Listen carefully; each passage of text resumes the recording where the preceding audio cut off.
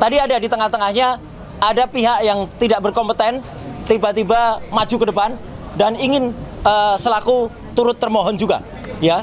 Padahal dia itu katanya lawyer, ya, katanya lawyer profesional, ya, inisialnya CS, ya. Sering kita lihat dia di antara para termul, ya. Itu sungguh memalukan, ya. Tiba-tiba mau ikut serta sebagai turut termohon. Itu nggak ada sejelek-jeleknya, sependek-pendeknya pengetahuan saya di dalam belajar ini, ya, dalam ilmu hukum, ya. Yang namanya pihak yang mengajukan diri sebagai intervensi itu hanya ada di perdata, ya, tidak ada di dalam ini namanya pra peradilan itu tidak ada. Belajar di mana itu saudara CS itu proses kasus ini. Kemudian selanjutnya kami juga mengaturkan terima kasih dan apresiasi sebesar-besarnya kepada termohon, ya, dalam hal ini Polda Metro Jaya yang diwakili kuasa hukumnya yang telah hadir dan kemudian mendengarkan dengan sangat baik dan kemudian juga bersedia untuk menjalankan agenda sidang sesuai dengan apa yang tadi telah dibacakan oleh Hakim Tunggal, yaitu besok pagi Polda Metro Jaya harus menyampaikan jawabannya.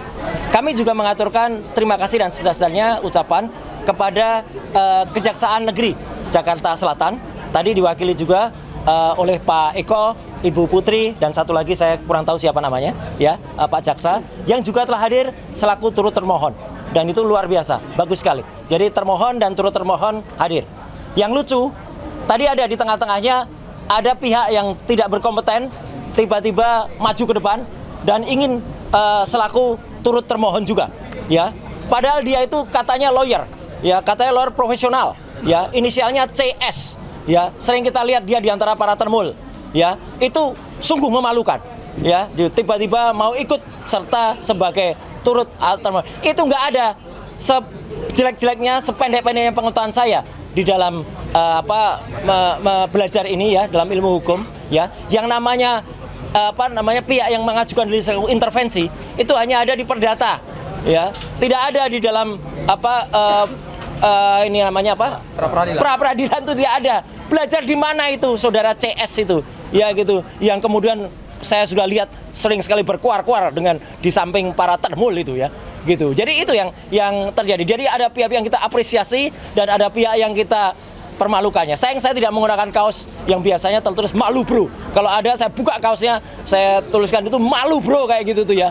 Udah katanya belajar selaku kuasa hukum merah putih, ya. Merah putih biru hitam itu namanya. Ya, nggak jelas itu. Dan tadi intinya sudah dilakukan pembacaan apa yang kita harapkan nanti secara detail, ya, kemudian apa yang kita lakukan, petitum dan positanya juga nanti akan disampaikan oleh kuasa hukum saya, ya, ada Pak Refli Harun, ada juga Pak Gafur Sangadi, dan juga tadi beberapa yang ada, dan kita sudah sampaikan apa yang kita mohonkan di dalam pra peradilan ini. Intinya adalah tentang tindakan penangkapan, kemudian upaya penahanan yang tidak sesuai dengan hukum yang ada. Tadi secara detail disampaikan, tidak adanya izin dari RT RW, tidak adanya pemberitaan atau penetapan dari pengadilan, kemudian dilakukan dengan tidak sesuai dengan KUHP yang baru, ya, kemudian tidak juga dilakukan sesuai dengan peraturan perundang-undangan yang berlaku.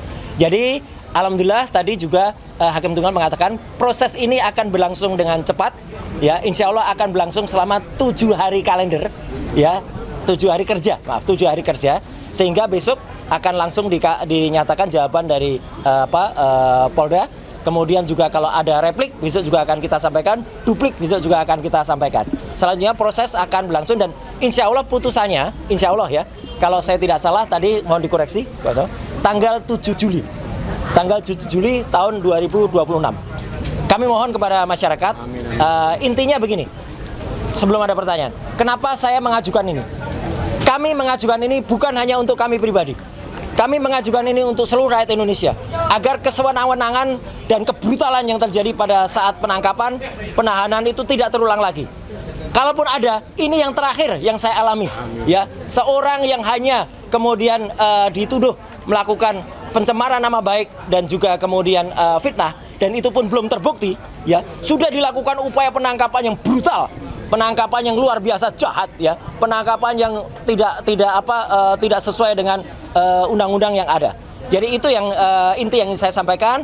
Mohon maaf, saya secara detail hukum mungkin nanti akan disampaikan oleh kuasa hukum saya, dan nanti setelah kuasa hukum nanti kesimpulannya saya ingin memberikan satu pesan. Silakan Pak Gafur dulu. Silakan. Ya, sudah di depan. Ya. Terima kasih Mas Roy, Bang Refli izin. Ya. Jadi perlu kami update sedikit bahwa permohonan pra peradilan telah disampaikan secara terbuka dan sah di hadapan Hakim Tunggal, di hadapan termohon Polda Metro Jaya, dan termohon adalah pihak dari Kejaksaan. Dan kejaksaannya adalah Kejaksaan Tinggi DKI Jakarta dan Kejaksaan Negeri Jakarta Selatan. Kami dengan membacakan permohonan pra peradilan tadi, maka terjawablah sudah bahwa ada desas-desus kami menarik Bapak Presiden Prabowo, pemerintah Republik Indonesia, ternyata itu tidak tepat. Ya, itu tidak sesuai dengan yang sebenarnya terjadi dalam persidangan pra peradilan. Kemudian yang kedua, alasan-alasan permohonan saya kira nanti bisa dijelaskan lebih komprehensif oleh Bang Refli. Tetapi yang pasti adalah hari ini kami menyampaikan apresiasi yang luar biasa kepada pihak Pengadilan Negeri Jakarta Selatan, kemudian juga termohon Polda Metro Jaya dan Kejaksaan, sehingga besok akan dilanjutkan dengan agenda penyampaian jawaban dari termohon. Ya, kalau turut termohon, saya kira tidak perlu dia menjawab. Ya. Karena pokok perkara yang tadi diperiksa berdasarkan permohonan kami itu tidak berhubungan dengan kewenangan daripada Kejaksaan. Sehingga nanti besok itu hanya dijawab oleh pihak Polda Metro Jaya. Kemudian besok juga begitu disampaikan jawaban, kami secara simultan akan langsung menyampaikan replik. Ya, jadi kami akan minta kepada hakim supaya sidang di-skor dulu beberapa jam. Kami langsung akan menuliskan replik kami.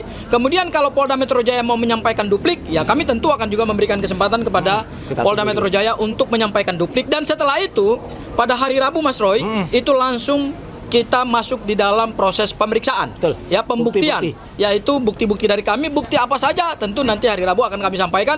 Termasuk juga kami akan minta kepada pihak Pengadilan Negeri Jakarta Selatan untuk memberikan kami fasilitas berupa layar, sehingga video-video yang menggambarkan proses penangkapan, penahanan, terutama penangkapan di rumah kediamannya Mas Roy, itu akhirnya nanti kami buka kepada publik. Kita putar. Sehingga silakan akan Anda nilai. Ya. Dan yang terakhir, Mas Roy, tadi terkait dengan pencekalan ya.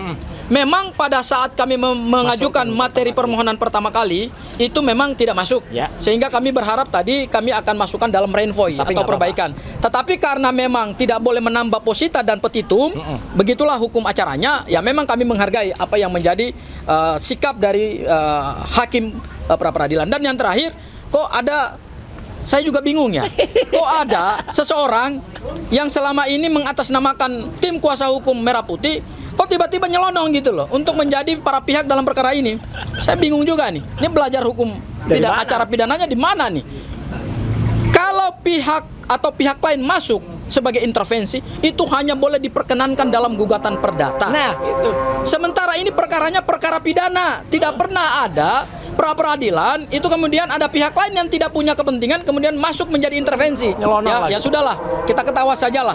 Inilah bukti bahwa bukan hanya pemohon yang juga menegakkan hukum secara unprosedural, tetapi juga pendukung-pendukung dari kubu sebelah itu ternyata juga banyak yang melanggar hukum. Saya kira itu, silakan Bang Refli untuk melanjutkan. Oke. Maju. Silakan. Oke. Sorry maaf Pak. Oke. Assalamualaikum warahmatullahi wabarakatuh. Waalaikumsalam. Kawan-kawan semua, terima kasih atas kehadirannya. Saya akan menambahkan dari apa yang sudah disampaikan Mas Roy dan Abdul Ghafur Sanghaji. Jadi pertama kami mengapresiasi Pengadilan Negeri Jakarta Selatan ini yang sudah berkenan membuka diri sehingga kawan-kawan semua bisa siaran langsung. Luar biasa. Ya, bisa siaran langsung, bisa live streaming. Kita berharap mudah-mudahan itu juga berlaku untuk sidang perkara pokok di Pengadilan Negeri Jakarta Timur. Karena kita mendengar belum diperbolehkan untuk live streaming atau untuk siaran langsung. Jadi dengan teman-teman kompak mengajukan surat misalnya, mudah-mudahan itu akan dibuka. Karena kami mendengar bahwa tidak boleh siaran langsung untuk perkara pokok. Yang akan dimulai kick off-nya untuk kasus Dr. Tifa itu tanggal 2 Juli 2026 pukul 9 pagi. Ya, itu satu pengumuman. Yang kedua adalah kawan-kawan semua, seperti yang didengarkan tadi, yang diajukan tuh 3 hal saja, kurang lebih babonnya, yaitu penggeledahan, kemudian penangkapan, dan penahanan. Kami berargumentasi tadi, 3 hal tersebut melanggar undang-undang, terutama Undang-Undang Nomor 20 Tahun 2025 tentang Kitab Undang-Undang Hukum Acara Pidana. Penggeledahan kami menengarai tidak ada penetapan dari pengadilan negeri setempat tadi ya. Ya. Kemudian penangkapan kami menengarai bahwa alasan penangkapan dikaitkan dengan P21 atau sudah selesainya penyidikan itu tidak benar dan tidak sesuai menurut hukum. Karena menurut hukum yang ada itu harus dikaitkan dengan pemeriksaan tersangka dalam proses penyidikan atau Mas Roy mangkir 2 kali berturut-turut tidak dipanggil, tidak datang dan mangkir.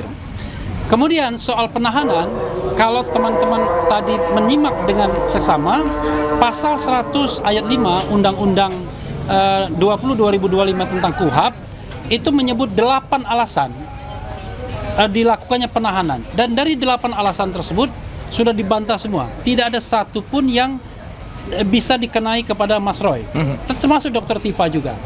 Jadi apakah Mas Roy berupaya melarikan diri? Tidak. Apakah Mas Roy berupaya menghilangkan barang bukti? Barang bukti apa? Karena sudah selesai penyidikannya. Apakah mengulangi tindak pidana? Tindak pidana apa yang mau diulangi? Karena kita masih berdebat, apakah yang dilakukan oleh Mas Roy itu sebuah tindak pidana atau bukan? Apakah ini ranah kebebasan berpendapat? Apakah Mas Roy tidak memberikan keterangan yang sebenarnya ketika diperiksa? Tidak juga. Apakah Mas Roy menghalangi saksi? Tidak juga. Apakah Mas Roy merasa terancam dirinya sehingga dia kemudian perlu minta tahan? Enggak juga. Bahkan Mas Roy menikmati hidupnya. Kemana-mana dia. Kadang-kadang sendirian juga, walaupun kita sebagai lawyernya khawatir juga. Tetapi intinya adalah dari 3 hal tersebut, penggeledahan, penangkapan, penahanan, itu kekeliruan fatal dari penyidik Polda Metro Jaya, dan karenanya kami memintakan di ketiga tersebut dinyatakan batal demi hukum, dan kemudian tentu ada administrasi untuk pembatalannya. Mudah-mudahan apa yang kami sampaikan ini bisa dikabulkan oleh Hakim Tunggal Pra-Peradilan Pengadilan Negeri Jakarta Selatan. Terima kasih. Ya. Wassalamualaikum Ada tambahan? Sebentar. Sebelum saya penutup, Bu Ayah ada? Pak. Baik. Ya. Jadi gini, ya. Saya ingin mengucapkan terima kasih. Tadi saya didampingi selain Pak Refli Harun oleh Pak Gafur Sanghaji, Pak Ristan, Bu Soraya, dan juga Pak Yasena, dan juga beberapa yang lain yang tercatat tapi belum berkesempatan untuk kemudian tadi dampingi. Hal yang penting ini saya juga, karena ini update ya yang saya sampaikan berhubungan dengan tadi, besok itu rencananya saya akan diundang oleh Polda Metro Jaya untuk melakukan klarifikasi atas laporan saya terhadap dokter palsu ya, Rismon Hasiolan Sianipar ya, yang telah melakukan tuduhan saya terhadap barang-barang Kemenpora. Tapi karena kepentingan dari sidang pra-peradilan yang sangat-sangat penting untuk saya hadir di sini besok, maka teman-teman saya sampaikan, sekali surat sudah juga meluncur ke Polda Metro Jaya, saya minta untuk pemeriksaan di Polda Metro Jaya di reschedule, karena itu toh saya yang mengajukan laporannya.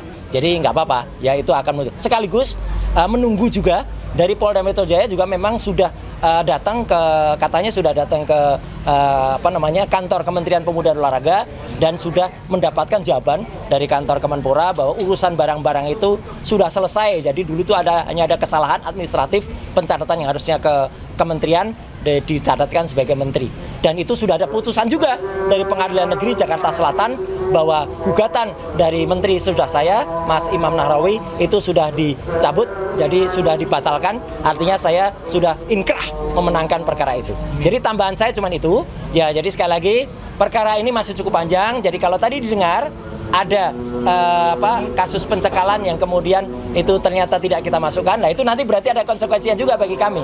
Untuk apa? Untuk melakukan tindakan yang lain. Teman-teman bisa mengira itu kira-kira apa. Jadi sekali lagi itu yang ingin saya sampaikan kepada semua. Jadi sekali lagi memang yang namanya ilmu hukum itu pelik. Ilmu hukum itu susah.